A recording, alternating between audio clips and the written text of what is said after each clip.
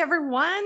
Welcome to today's webinar. I'm Jen Polans. I'm the managing editor of Green Profit Magazine. I'll be your host today. Today, we're going to talk with our 3 Young Retailer Award finalists, and they're going to talk about facing the challenges of 2022 and all the strategies that they employed to get through this crazy spring and what we're going to do in the fall and coming next year. So I am going to introduce our 3 finalists. First, we have Casey McCollum. Casey, welcome. Hello, thanks, Jen. Yeah, so Casey, you are the owner of Plant Perfect Garden Center in Bismarck, North Dakota. That's correct. Yep.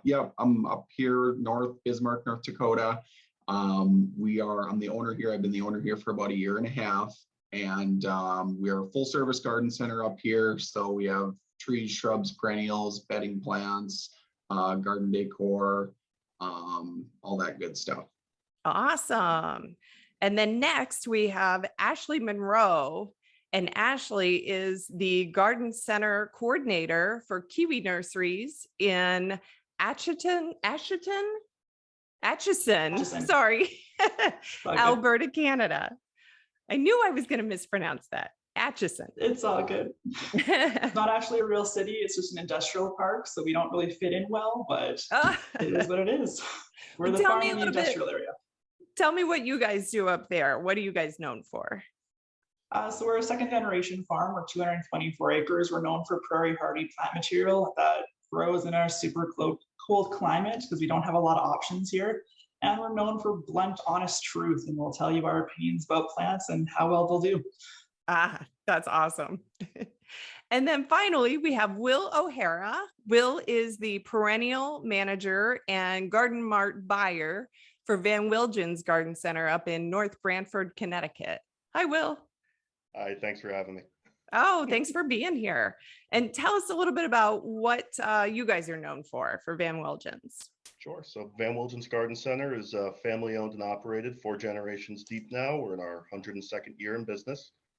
We are a combination retailer grower. We grow most of our own annuals and perennials, in addition to offering nursery stock, farm goods, pottery, house plants, tropicals, citrus, and then we have a landscape division that does deliveries and plantings. And we just in the past year added an event field where we host, summer picnics for companies, weddings, things of that nature. Awesome. And I think we wrote about that, right? In our recent, John Kennedy wrote about that for us in Green Profit. So we're going to talk about events a little bit more. First, we're going to do some housekeeping, and then I will get started firing questions at you guys. So our first housekeeping order of business, we really want to thank our sponsors for our Young Retailer Award.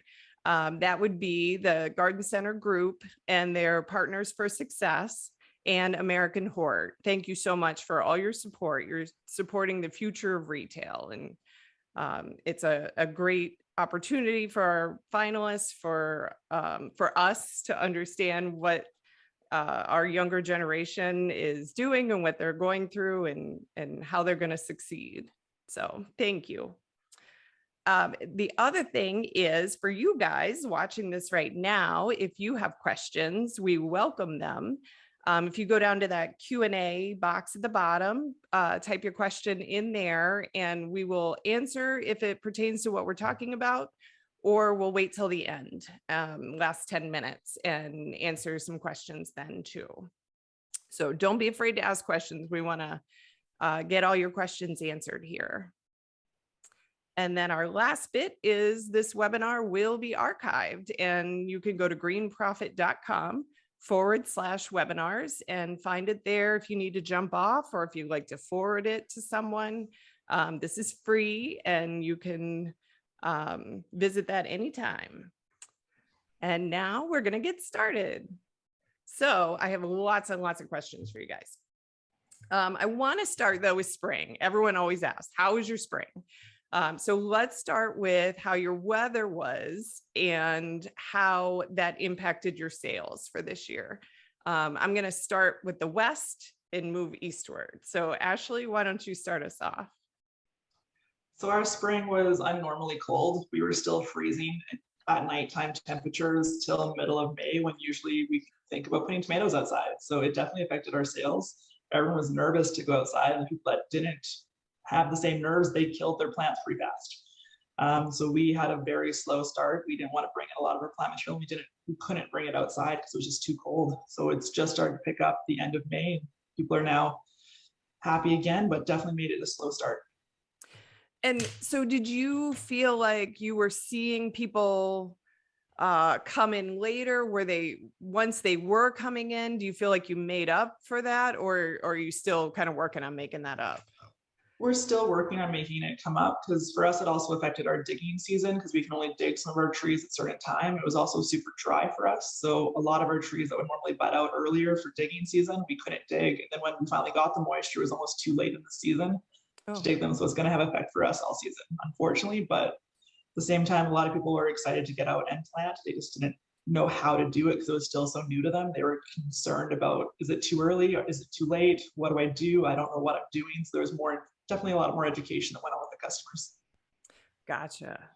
Casey, what about you? How was your spring so far? Pretty similar to Ashleigh's. Slow start. The weather, it seemed like it would kind of tease us. It would get kind of nice, and then all of a sudden the lows would drop.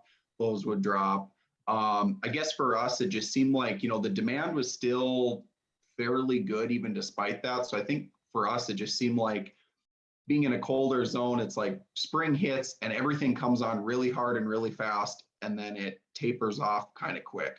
For us, it just seemed like it almost spaced it out and just kind of drug the whole thing out. So instead of having days where it was just like so crazy you couldn't keep up, it was just kind of steadier pace over a longer period of time. So, I think customers held off. Sales aren't way down by any means, but the season just kind of drug out, and we didn't fully catch up, I don't think. We didn't fully catch up from that late spring, but I'm happy with how much we were able to make up. Okay. And then Will, what about you? I mean, cool weather definitely impacted a lot of our growing operation. Like a lot of our perennial material that we would plant in March rather than being available for sale by, mid-April, end of April, we were still waiting for between Mother's Day and Memorial Day. As far as we always have a lot of weird up and downs in Connecticut. We go from a 75-degree day to a 35-degree night. So there's a lot of shuffling things inside and outside of greenhouses and warehouses and cover and frost blankets, but that's fairly par for the course for us. Overall, though, the cold start definitely knocked us back. We had a pretty subpar April, but we were able to make it up pretty well with June. We've had a very good overall spring season combined. Okay. And I was going to ask you guys, I know in the past couple of years, because people were working from home, we were seeing a lot of customers coming in during the day, during the week. It wasn't necessarily a peak on the weekends. How are you seeing customers' behavior this year compared to that? Well, Casey, why don't you? Oh, go ahead, Will. You start. Whoever wants to go. But we still have a ton of flow on weekdays. That was something that was even starting to change pre-pandemic, where we were getting a lot more, whether it's less people are working your common Monday to Friday 9 to 5 or what. We've seen a lot of uptick in weekday traffic going back to probably 2018. But it's still very strong on weekdays. I would say our weekends, Thursday and Friday, are almost as busy as Sunday at this point. Okay. Wow. How about you, Casey? Yeah, I would say it's along the line, same thing. Weekdays have been getting better and better, especially through the pandemic. People wanted to come at out of peak times. We're in a community that's growing really fast, and we're on the growing end of town. So I think just as the business grows, customers are changing their shopping habits just to choose to come in during a time when the store is not so busy. So, they've got a little bit more room to move around. So I think it's a lot of different things, but I think, definitely weekdays are getting better. And just like Will said, our Thursdays, Fridays are in a lot of cases, even our Fridays now are sometimes better than our Sundays, and Mondays are, you wouldn't think would be a great day, but tend to be one of our better days too. So definitely stronger weekdays. Definitely strong. Okay, Ashleigh, are you seeing the same thing or different? I have to fully agree. We're having issues where we used to get stuff done during the week because there wasn't customers, and we haven't got stuff done because it just keeps showing up. The amount of paperwork that goes along with it, people don't want to be there on the weekend when it's super busy. So it is kind of an interesting one, even for training and doing those staff meetings that normally you could do easily on the weekdays. They're getting pushed to other days, just trying to find a time where you can actually get people together when the store is slow. So are there any strategies that you've employed or changes in terms of staffing and like you said, trying to get people trained up different times? Are you guys finding that this is sort of the new normal? Yeah, definitely new normal. I'm accepting it. We're going with it. So we're just trying to change things. We put back our late nights. We got rid of them through the pandemic. We tried to close a couple nights, and we were here for 2 hours past our close times. People just kept showing up. The gates were closed. They'd find ways to get in. And we even asked one lady, how'd you get in? She's like, there's a hole in the fence over there. And I figured I'd just come look. So we're like, okay, we'll sell you some stuff, I guess. Please leave. And then fix that hole in the fence. We're going to fix that hole in the fence as well. Wow. Casey, did anybody sneaking through your fence? No. Yeah, all pretty much similar stuff. Okay. And Will, any strategies for like dealing with this? Have you guys, you said you've been seeing this for almost 5 years now. So we've been going through, traditionally we hired in the past a lot of younger kids to help out on weekends, high school, college age kids. Where we can, we've skewed more towards people who have availability on weekdays, retired people, part-time, people just looking to get an extra paycheck, and you get a lot of great help that way. You have to be a little more flexible in how you schedule and a little more flexible with your own days off as, say, an owner or a department head or what have you, in order to make sure that you're staffed. But we've got a great group here, and everybody's always willing to help out. So we got a lot of people that are willing to work. Okay. Go ahead, Casey. I'm I would sorry. just say one thing that we've kind of just started doing more and more here to kind of deal with that like solid demand all the way through the week is just start bringing the employees in earlier. So, even though the spring season doesn't start training people ahead of the season, have them come in one day or just a little bit, to kind of get used to it. And then certainly, as always, just hire really heavy to make sure that, when it does get busy, you've got all your bases covered. And you guys kind of lead me into a line of questioning that I had about labor. Let's talk about labor. In terms of hiring this year, did you have trouble trying to find the people that you needed? How was it hiring? Ashleigh, why don't you start? So we definitely had issues hiring. Some positions are super easy. We have our retail staff for students. We focus on getting students because we are so seasonal. I get hundreds of applications. It's easy to go through that and find out the key people. But for looking for delivery and installation, someone that has a full license is a really hard issue for us. There are not many of them around, especially with oil patch starting to boom again. Then we had looking for like greenhouse leads and people that have more experience. That's also a harder position because it's not something that's easy. We are known for hiring more younger students because we have a really good training program for them. And I also like them because they're more flexible. They don't have any bad habits. You can train them the way you want and it kind of works out easier. So for us, that's our bread and butter is working with students. And we also get some funding from different programs for that as well, which also helps us with our bottom line.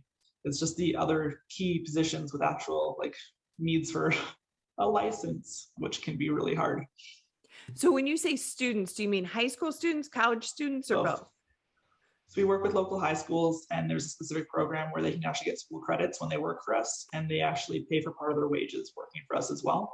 So they do need mentorship, and that's something we're used to dealing with, but it works out both ways. So they're really good on the weekends for helping with those larger crowds, and they also work the evening shift, which helps get some of that kind of basic knowledge, and a lot of them will stay for years with us. Then we also have another program that we work with for university students. So that way they can work during the peak seasons. Again, we get funding to have them on site and they fill out some evaluations. And we've had some of them actually been with me for like 6 years now that started through that program. And they've given up on their degree and they stuck with me because they thought this was funner. So I'm all for it. And it makes it easier for us because we are so seasonal, and we have 2 staff in the winter. So we start at 2 staff in winter to about 30 during peak season in spring, and then go right back down in the fall. Okay. Will, what about you? Have you had any issues with hiring? Yeah, a lot of similar things to what Ashleigh said. I mean, our landscape division is always the toughest to hire for. Likewise, maintenance, meaning like tractor, truck maintenance, is a position that we've had a more difficult time trying to fill. But we've got a very veteran core staff throughout the company.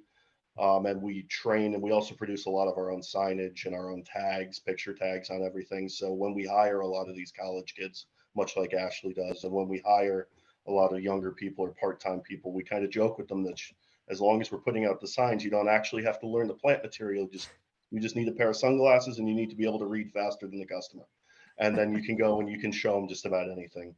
And then you just hold their hand in certain ways. We go through and we try to separate our plants by like theme. So a customer comes up to you and says, I want a deer resistant plant. We walk them over to our deer resistant section, and then, a newer sales staff who maybe doesn't have the experience has the crutch of like, hey, this 100 square feet here is all deer resistant stuff. Let me help out the customer with these. So that definitely helps us out.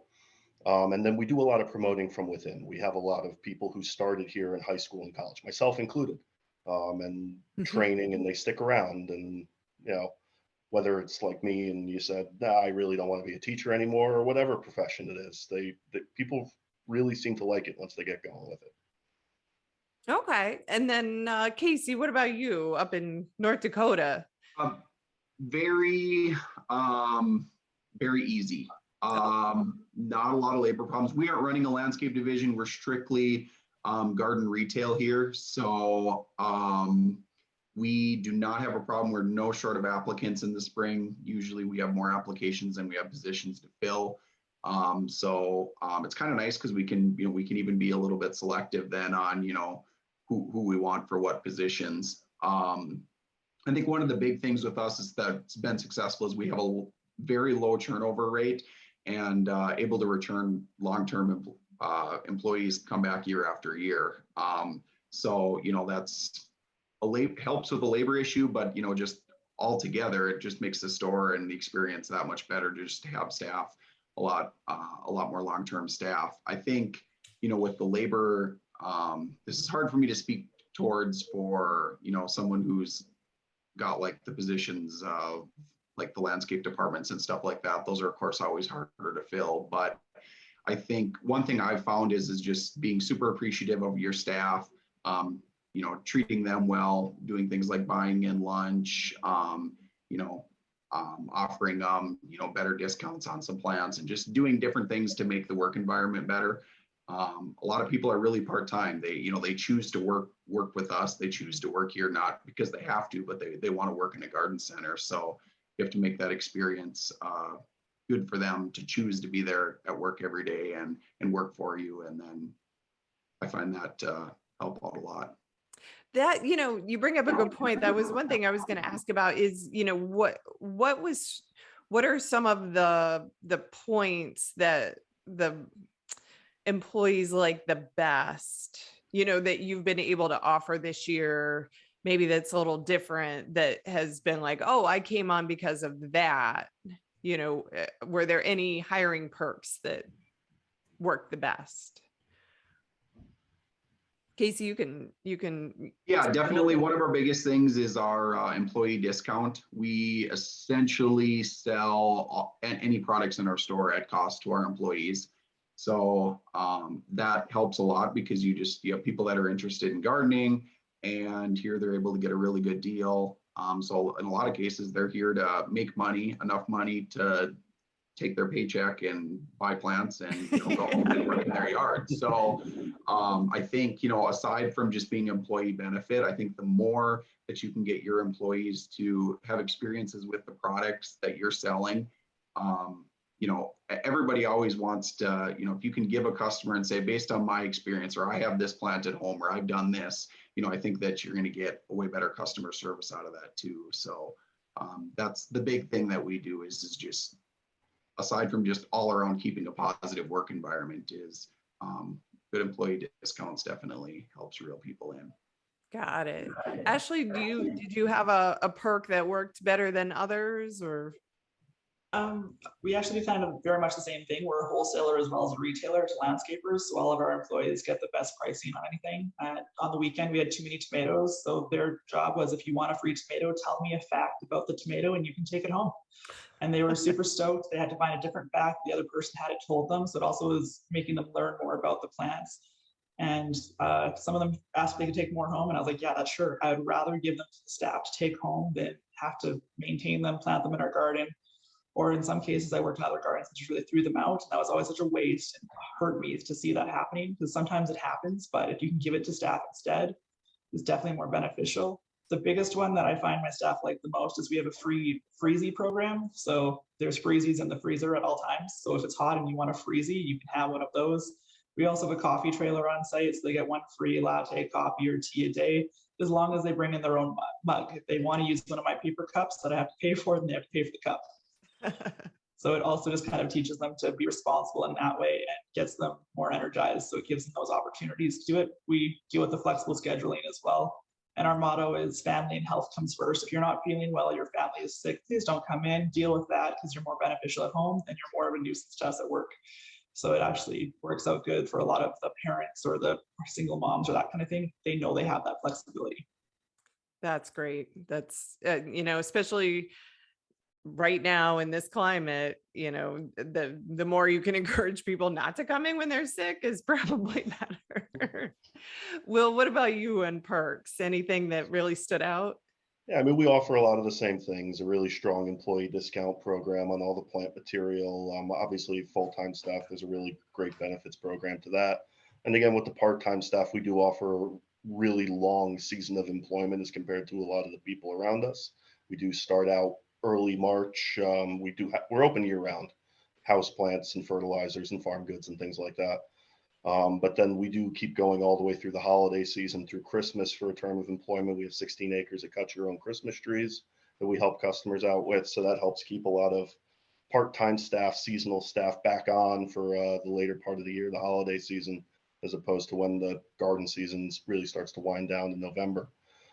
We also do offer a lot of continuing education. We partner with the Connecticut Nursery Landscape Association. We try to send staff there all the time to become accredited nursery professionals, go through 2-hour seminar every week for 10 weeks or so, and then take the test and try to continue their education. Nice. Yeah, that's awesome. So I have a follow-up question from our chat box from Danny Summers from the Garden Center group. He wanted to know about your customer counts and transactions because, we saw all these new gardeners come in last year. They were up, most centers were up as much as 20% with new customers. Now he's saying with the compressed spring, as everyone's mentioned, average sale is up, transaction counts are down. That's, I think, through the group. Do you think you've seen most all of your customers this spring and they just didn't come as often, or have we missed seeing some of the new customers? So good question, Danny. Will, why don't you start? We are a part of the Garden Center group, so we're right in line with what Danny was saying there. Our ticket count is up, our customer count is down. Our sales are up, our ticket count is down. I got that backwards. I apologize. Overall, we're down versus 2021, roughly 4%, like 270K for the season so far. But that is actually a very good recovery from where we were in May. So June helped us out a lot.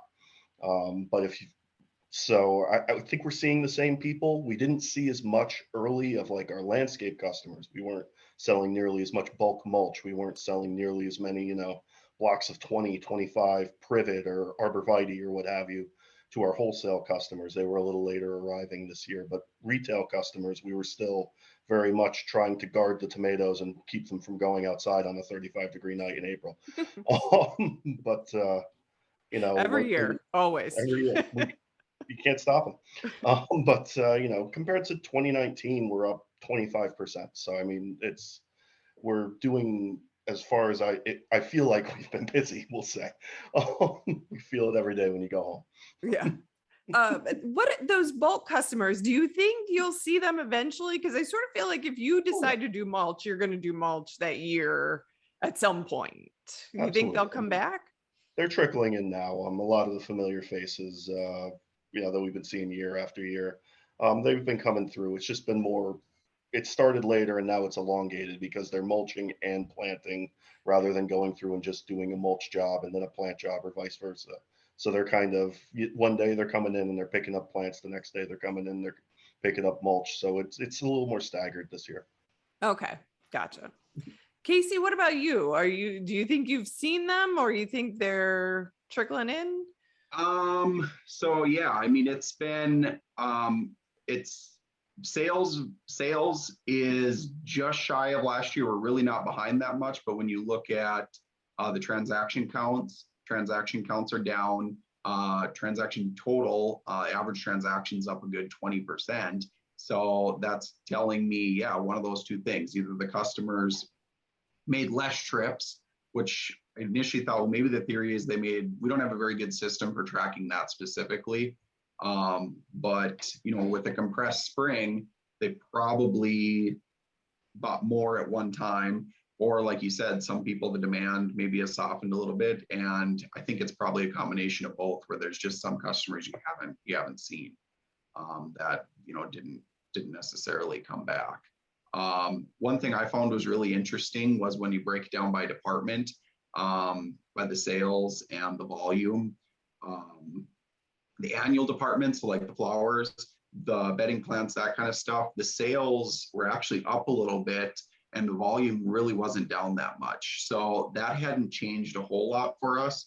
But when you looked into the nursery, trees and shrubs, sales were down, volume is way down. And then perennials, similar thing, not quite as bad. So that's kind of our two big one is perennials and nursery is where we're seeing the biggest gap in the volume we've pushed out. And part of that, I think, is just because it was a late spring. A lot of that stuff is shipped in, you know, from the coast. So it's hard for us to bring stuff in early when it's leafed out and we're still sitting dormant here. So I think part of that was having product on the shelf, and then I'm hoping that stuff will still continue to come to. We do quite a bit of re-wholesaler through landscapers. They were a late start too, so we didn't have these huge landscape orders early on. I'm optimistic that the nursery and perennial sales for the following months will be stronger, you know, month to month compared to last year, because we'll pick up some of that slack again. But that's kind of what we're seeing. Do you think you'll have, like, you know, that might be a good fall push too? You know, we've always tried to push the fall is for planting, but maybe this year that's something that can help move those. Well, and late in the season, we do start to slow down on inventory and have a little less inventory. So maybe, you know, if we're still sitting on a lot of inventory, maybe we'll have a better fall than we've had in the past, just because when the customers do come in, there's more for them to buy. So yeah, it'll be there. Ashleigh, what about you? What are you seeing? So we're a bit different. We don't do a lot of annuals or bedding plants. We are slowly getting into that market. Like, I only have one small greenhouse. Most of our sales department is actually outdoors. So we couldn't bring in much because it was just too cold for it. And we're just starting to see the landscapers trickle in this week. And usually they would have been in for 2 weeks already, but the rain that we had, they couldn't get their groundwork done. So we're definitely down. I would say easily about 15% down compared to last year, but compared to 2019, we're still about 50% higher than that. So I'm not upset about it. It's just what it is. And with what we focus on with trees, shrubs, and perennials, we know that we end strong. Like, we just got a shipment of trees in yesterday, and I called and I already had 4 people come get their trees because they've just been waiting for them to show up. So it's a bit different in that way. So it's just material trying to get it in. Yeah. I mean, I can say that, you know, being you guys are in zone 3 and I'm over here in 6, I don't know if trends go countrywide, but our perennial department, which was down 25% coming out of May, made up half of that in June. So June numbers alone are up 25%. So we've cut that to 11% down, herbaceous. So, I mean, hopefully that's just a thing that's coming. I think that's good information for us. You being in a warmer zone, where we'll probably start to see kind of that similar thing now. So Maybe a month or so behind where it was. or even just a couple weeks. Yeah. Okay. So I want to move over to supply chain, and what that was like for you guys this year. I've heard horror stories all over about different things not coming in, and so did you have any trouble getting product or getting raw materials, as you're growing? Shipping delays, what did that look like for you guys? And Casey, we'll start with you. So yeah, it's been a little interesting. Few different points, I guess, on that. Generally we take stuff in super early. So, even though the spring season really doesn't get going until, as far as all the hard goods stuff go and the materials, a lot of that comes in, first week in January, even though, we're not set to really set any of that up until, we're open for business, but spring isn't really going until middle, end of April, first part of May. So this year was a little interesting because it slowly trickled in, and then all of a sudden the season, even though it was late, still kind of everything was coming in delayed. So now here we're trying to be open for business, and key displays that are supposed to be set up by the registers, whether it's glove racks or whatever, are showing up last minute or in the middle of the season, and you're having to kind of store planning, store merchandising, and all that you kind of would have had all mapped out and laid out ahead of time is now happening while your customers are in the store and you have lines at the till. So that's kind of been the big thing is, a load comes in and now it's been sitting on a pallet in the garage because, we don't have enough people to get it out and get it for sale. So I think in some ways that could have definitely hurt some of our sales a little bit too, just because the product hadn't come in time, so we hadn't gotten it out on the shelf. But I do most of our buying for the store. So I've been able to see, what we're missing. And I think the big thing is just having an A, B, C, D, E, F, G option for the products and the vendors in your store. You can't find it from one place and it's late. Start looking to see if someone else has got it in stock, or where you can grab stuff from. And it's just, always have a backup plan or find something similar. Maybe you've always carried this and you can't get it, but that doesn't mean, okay, it's not coming and you're complacent and wait for it to come. Maybe you got to find a different brand or you got to find something to replace it with. So ultimately, I think a lot of people would just say, your customers are coming into your store to shop and they're going to do a little bit of buying what you have. So, just have something there, have some type of replacement or substitution. And do you ever have issues, like, will the customers be like, no, I want this, or are they pretty malleable to be like, okay, I'll take that too? I think most people in this market understand that there's issues with supply and shortages. So when you kind of say, I found the best policy is just be straightforward with the customer and, be transparent with them with what you're dealing with. And a lot of times that'll kind of open a perspective in their mind where they go, oh, yeah, that makes sense. Okay, yeah, this will work. So I think most people kind of understand just from, being consumers in the market. So. Gotcha. Okay. And Ashleigh, how about you with the nursery? Did you have issues there with supply chain? It was interesting. I had suppliers calling me saying, if you want your trees, can you send me pots? And I'll put your trees in the pots you send me. And I was like, I don't have the size you want, but being a farmer, we are hoarders, to say it nicely. We order everything that we can by the truckload so we can save on freight, and we'll store it in the back 40 until we need it because we don't want to pay the additional feeds. I buy everything here, and we want bulk discounts. We want to find any way to save $1. So yeah, we were lucky. We still have pallets of small pots. So I was talking to one supplier and they're like, yeah, we can't get any this year at all. I'm like, I'm good for 2 years, but I'm still going to order just in case because I want to make sure that we're set up. We have the room to do it. We have the space, so we're not limited, which gives us that advantage. So it's a benefit for us, definitely. But yeah, we've definitely been told we are hoarders and we hoard stuff, and that's okay because that's what you do when you're a farmer. You want to make sure you got your stuff. There is items we couldn't get. It is what it is, and that's exactly it. Be straightforward, tell them, and offer them a substitution. Sometimes it works just as well. We've also been lucky. We've reached out to some local companies and actually started carrying more local stock. So it also shows you're promoting local, and at the same time, sometimes you get a better price and you're not dealing with freight, because for us, freight kills us. Mhm. And import fees, we can't bring in anything from with our dollar in Canada the way it is against the States. Like I can't look at the States products for most things. Oh, I gotcha. Okay. So that pot issue, I've heard that more than once this year. It's been all over. Pots have been difficult to find. So did you say you ordered everything for next year already, or? Oh yeah. Yeah. I've ordered already. We also have a recycling program for our pots where customers just bring back their pots, dump them in our parking lot, and we will spend the day organizing them. We give them back to customers as well, but it helps us because like the big 15 gallons and 25 gallons, I was getting quoted $35 a pot. So my tree is selling for $239. That's a large portion of that going towards that one pot. If they can bring it back, I will take it. Absolutely, for sure. Will, what about you? How was your experience? So we went to a lot more places than we normally do. Now we do all of our bookings between 12 and 18 months in advance. Some of our staff will start to work on it.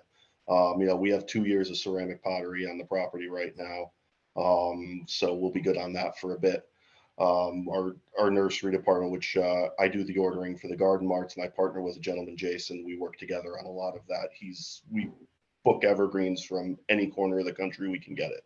But freight can be an issue, so we can really only do that early in the year. And we also have a phenomenal working relationship, and I'll plug them because they're on your sponsor sheet, with Pride's Corner Farms here in Connecticut. The Mark Salou, our sales rep, Chris, they're great guys. Their product is fantastic, so we can always get a quick turnaround to fill in there. And we grow so much of our own stuff that really lets us hedge on our annuals, our herbaceous. We grow about 65-70% of our perennials, probably 85% of our greenhouse stock. So as long as we can get the pots to put them in, which is absolutely an issue, and then the soil for it. But that's a constant battle, and that's something we'll buy 3, 4, 5 years of perennial pots and just stick them along one wall and slowly chip away at it. And of course we have to order them for next year. So better get on that. The order was in last year, but they still haven't come. Oh, you still, oh my gosh. Yeah, I was interviewing someone a couple months ago from a plastic pot company, and they were saying that they were already 40% booked for next year. And that was in probably April. So everyone is ordering ahead, and it's going to be tough. It's crazy right now. September 21 for March of 23 we ordered. We're still waiting for them. So oh my gosh. And I had something and I lost it. Okay, well, I'll come back to that. Inflation. Let's talk a little bit about pricing this year. With prices, I assume you guys also felt prices going up.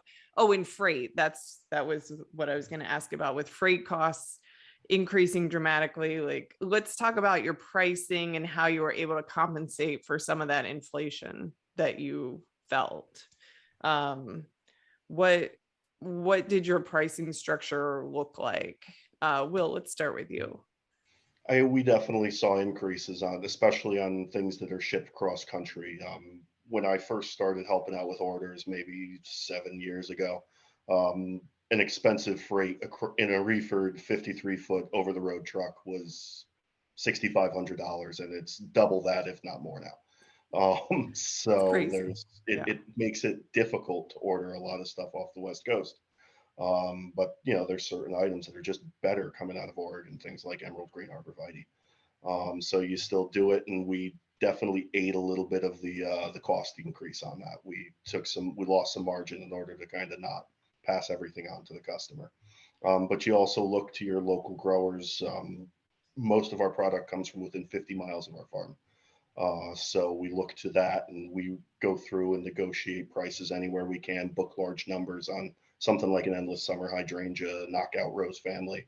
or even working with a local provider to do a new soil blend in a bag with them with our name on it, and we were able to drop the cost of our soils this year for our customers as opposed to even going up, which is Oh, wow. a phenomenal thing to be able to say. Yeah, we That's went amazing. from Yeah. getting them shipped it from across the border, Ashley, to getting them from Connecticut, and losing that import tax really helped us out quite a bit. That makes a lot of sense. Sure. I bet your customers were very happy about that too, about the media. Ashleigh, what about you? How was your pricing structure? Yeah, we definitely went up, but we're honest, we're not the cheapest. But when people come in, they say the quality's worth it. We had a landscaper this morning. He was planting trees. We delivered them because they were too big for him. And he's like, the neighbor, I planted them 2 weeks and got them from another nursery, same size plant, but yours is twice the size. And he had to explain to the neighbor next door as to why those plants were smaller. It's like, it's worth it if you know what you're looking for. And just trying to explain to customers that it's not a toaster, it's different, they grow, you've got to water them. Mm-hmm. And we have reviews that say Costco's better. And I'm like, that's fine. You want to go to Costco, go buy your plant off the shelf. You can do that, but they're not going to tell you what it is. It might not grow here because they do a countrywide order. And we always get customers asking us for our knowledge. So we say our knowledge is in our price. You can't accept that, that's fine. We'll still help you. We want you to succeed, but that's why we're more expensive, because we do this thing called watering our plants. I love that. The knowledge is in our price. I think that's great right there. You know, that's part of what you're charging for, is the knowledge base that you have. That's awesome. Casey, what about you? How did pricing go this year? Prices have definitely gone up. You know, it's been an interesting thing for me. I've only been the owner here for about 1.5 years. So, you know, there's a way business has kind of been done before, and then there's a way it's doing now. And then there's just trying to, you know, learn that whole part of it, but then, you know, kind of determine, okay, what's my pricing strategy too, and redevelop that a little bit. We've been doing as much as we can to try and maintain margin, because you know, ahead of the season, it's kind of tricky. Like you're a lot of the perennials, nursery, all that, you're pre-booking all that stuff. So it's coming in pre-priced, and, you know, ahead of the season, you're getting all of that work done. So it's retail ready. So ahead of the season, you know, we were already kind of anticipating, okay, if fuel costs go up, freight costs continue to rise, whatever this is. So, you know, a little bit in advance, we tried to make sure that we were building in plenty of margin. So all of a sudden, you know, the plants weren't showing up, we got them out, and then you get the freight bill, and it's, you know, incentive went up considerably, or the fuel surcharges, or whatever it is. It's been kind of as far as pricing, what's gone up and what's gone down. You know, there's some things that have been kind of like surprising, where, oh, I would have actually expected this to have increased a little bit more than it did. So then, you know, maybe we'll increase our margin on one product, because, you know, maybe there's another product where you go, okay, the price, you know, we can't maintain the margin on this, because, you know, our volume will go way down, that, you know, we're going to hit some price resistance. So especially in the annuals, it seems like the smaller stuff costs haven't really gone up that much. You know, your accents, your quartz, that kind of thing haven't increased that much, but your bigger stuff that has more plastic in it, your hanging baskets, all that went up considerably more. So we kind of found ourselves increasing, you know, the bigger stuff a little bit, but then, you know, increasing the smaller stuff, you know, as a percentage quite a bit more than the bigger stuff, just to kind of try and even out. So hopefully at the end of the day, our margins end up not too far off from where they've been. Okay. And do you feel there's more room to grow there with your prices for next year? How are you feeling about next year? I was really surprised on some of our items. You know, there's some things, man, you're looking at the price and you go, holy cow, we're not going to get this for this. And then ultimately you kind of go, okay, we got to do it. We got to do it. So you do the price, and then lo and behold, you get to the end of the May, and it's like, you know, we still sold through really good. So I'm mainly talking about the annuals, the spring season. You know, we didn't really see a lot of the price resistance. So I think we're going to check out there all right. But the big stuff, trees and shrubs, you know, all of a sudden, you know, a 10-gallon shade tree, which used to be like $180, and now all of a sudden they're $230, $250, or whatever. If they, you know, depending on where they're coming from, you know, that can start to be a lot of sticker shock for one item. It can be, you're right. I think sometimes though, if a customer has it in their mindset that this is what I want, it depends, but sometimes the price doesn't matter if they know that's what they want. But you know, it's hard to tell who's feeling that way and who's not. Will, what about you? Do you feel there's room to grow there? You have some space for next year? What are you guys thinking about for next year? So, I mean, there's a shoe for every foot. You can have a higher priced, bigger. So a few years back, you can carry a 7-gallon hydrangea, and there's a lot more, and the perceived value in something that big, that fall coming in really nice. There's a lot of perceived value in a plant that big, but it's the same, more often than not, it's starting from the same plug as the 3-gallon. So you're really just paying for a bigger pot and a little extra soil, but there's a little extra margin in something like that. So when you can get some bigger things, and then the other thing is just keeping the quality high. If customers come in and they see color everywhere and they see blues and reds and pinks and it's gorgeous, they're just excited. They're happy. We're not selling, pipe fittings and widgets. We're selling plants. It's kind of easy. You hate to say it, but like you're walking around a bunch of gorgeous stuff, and at that point you kind of lose the price tag. We're playing, people are shopping with their emotions, with their feelings, and we're working with our feelings as opposed to really, being super clinical. And there's always that, 10% of customers who are going to come in and they think everything's expensive, and they're going to think everything is expensive no matter how expensive it is. So you can't worry about the 10%. You got to focus on those 90% of people who are coming down because they love gardening and they love the knowledge and the help that you can give them, and they love shopping with you. That's awesome. That's a great way to say it.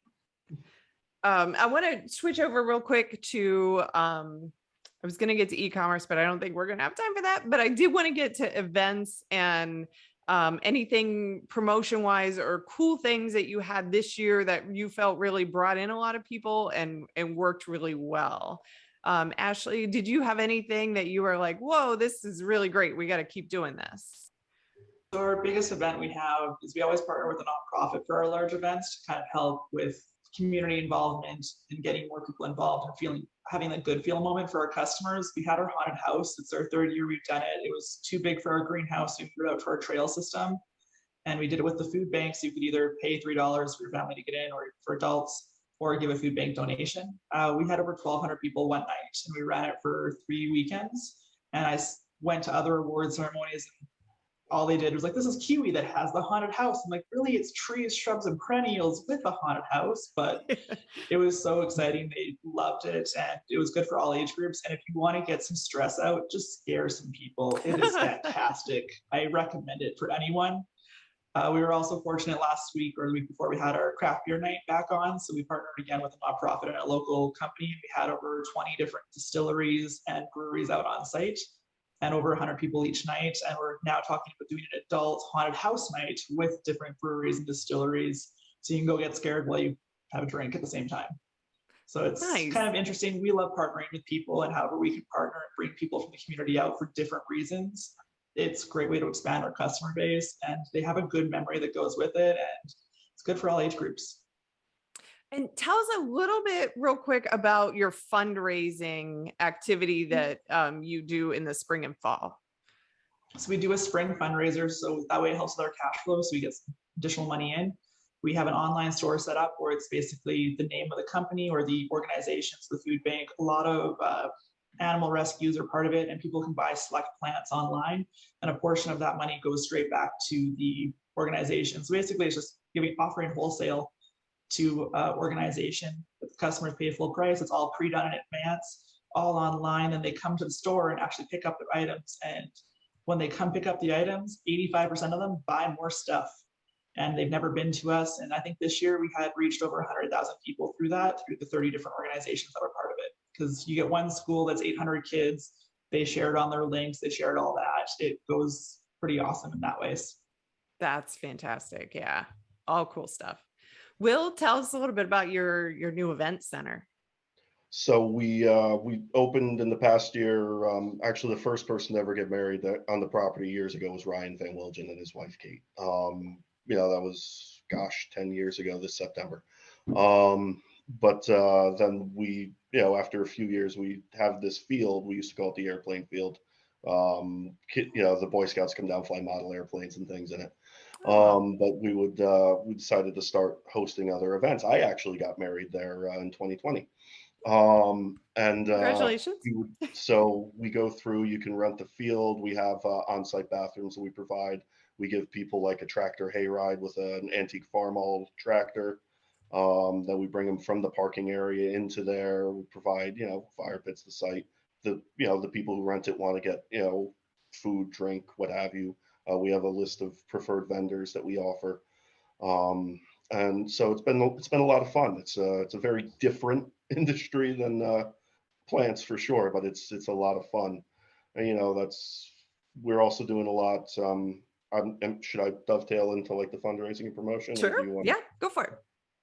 So we also, this year, we started doing a roundup program where we donate to local community funds, charities, and we match 100%. So say the customer comes to the register, they're asked, do you want to round up? So say it's $12.35. They bought one perennial. They can round up to $13, and then the company matches 100% of that. And that goes to like the Branford Community Fund, the Middlesex Community Fund, any town where we have a location. Their proceeds go directly, they stay in that town. We've also done for years, you can buy pink flamingos and pink plant weeks and things, and that all goes to Smilo Cancer Hospital at Yale, 100% of that, and we match that as well. So those are all really, really cool things that we do for fundraising. That's amazing. Yeah. And the rounding up, I've seen that more and more, and that's such an easy way for the customer to feel good about what they're doing and they're giving back. And it's an easy way for you guys to give back to the community. That's great. Yeah. It's keeping it local too is really a nice thing. You can go to Walgreens and you can round up, and there's a lot of great foundations that Walgreens partners with, but they're national foundations. And at least here we're keeping it in our community and we're really helping out the people around us. That's awesome. And Casey, what about you? What have you got going on? A lot of different stuff. Events has become, garden-related events has become a really big thing for us. Actually, this past year, I took on one of my part-time employees, made a full-time position for her just for events and workshops. So that's kind of taken us a lot of different directions. It's a great way to have cash flow when the season is slow, to get people to come back into the store. They're here to do the event, but then, you get them in and they're buying other stuff or, add-on sales. So that's all really good. One thing we've really realized too is just in the last few years, it seems like everybody, no matter who you are, has become really community focused. Everybody's looking for local, everybody's looking for, that community aspect. So we've done, some different things, and it just seems like anytime you reach out and you give something to your community, it like directly turns around and they're back in your store spending money. So we've done a lot of that. One of our big events that went over really good, we've been doing about twice a year. I think we did it the second time this spring. Yep. Plant bingo. So obviously you can't charge for bingo because you run into like gambling law issues. So basically what we do is we do a late night plant party, I call it. So we close the store and then we reopen the store from 8 to midnight. So it's a late night thing, kind of a fun thing to do in the summertime when the temperatures are really warm and you kind of want it to cool down for people to come in and shop and stuff. So we've combined that with our foliage thing where customers will come in, we might run some sales on some select foliage type stuff, and then they can come in, they can sit down, there's snacks, food, whatever else, and they play bingo, and then they bingo to win house plants. And basically, there's a lot that goes into setting up the event, but it's all free for the customers. But as soon as that bingo is done, every single person gets up from their chair and then they go and they spend money, they buy plants. And so, initially it was an idea of say, how do we just do something for the community, do something that's kind of fun. And then, all of a sudden we realized, oh, this isn't costing us any money. This is a promotional event to actually get people to come to the store. So, we've been looking at different things we've done some partnering with some other businesses, a brewery down the road and stuff like that. And it just seems like that's all good stuff to, intermingle your customer bases, and, people like local, they like community. So I think the more you can do all that, the better. That absolutely. That's awesome. I want to come play plant bingo and win house I guarantee plants. everybody, you should all be doing it. It's a really fun thing. That's awesome. Okay, so I have a couple of questions that came in while we were talking. One of them from Bill McCurry, our columnist, Bill McCurry. With excess inventory based on slower sales, what concerns do you have about cash flow? Are you planning to have sales, or how will you turn that inventory to cash? So, you know, is it a matter of sort of being patient and waiting for customers, or it seems like some of the events will help drive them in, but what else are you thinking for that excess inventory? Casey, why don't you go? Yeah, that's something I've been thinking about a lot. You know, we look at, yeah, there's excess inventory. The sales look good, but like we said, the volume's down. So we're sitting on some inventory. The hard part for me is I do not like sales. You know, we're an independent garden center, and I think anytime you put things on sale, you breed mistrust in your everyday prices from your customers. So they wait for the sales. I think the garden center is kind of supposed to be a little bit, you know, the independent garden center is kind of a premium brand. And when you start discounting your products, I think it kind of discounts your brand a little bit. So I do everything I can to stay away from sales. Live goods, you know, that's not shelf stable stuff. Realistically, you know, long term, obviously it's going to get cold eventually, you know, the seasons start winding down.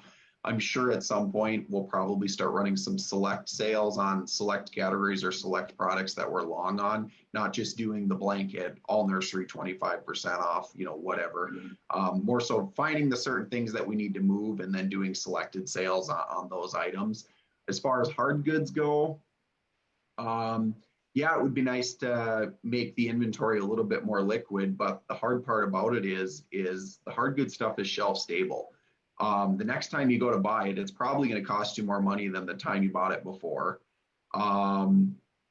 If you blow it out and get rid of it, the next time you go to buy it in, is it going to be stuck somewhere? Are you going to be able to get it in? So as far as the hard good inventory goes, I'm just going to hold on to it. I'm going to wait until a lot of it'll all eventually sell at full price. You know, you can kind of keep freshening stuff up and don't let the showroom get stale, but I think blowing out hard good inventory is just going to cost you more money later. So we're holding on to it. Okay, awesome. Will, what about you?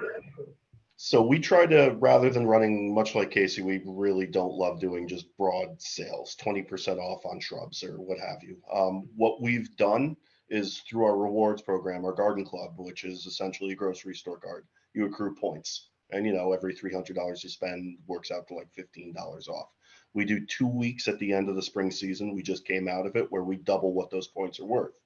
So the customers who have been coming in, who have been spending a lot of money with us, we're telling them from the day they come in and when we decide in late February, early March, when this week is, when these 2 weeks are actually this year, and telling them, hey, save your points, come back and see us. And that helps us blow through a little more of, say, if we have a couple of higher end items, you know, we've got some dogwoods that are now past flower that realistically we're probably not going to sell a lot of until the fall with fall color.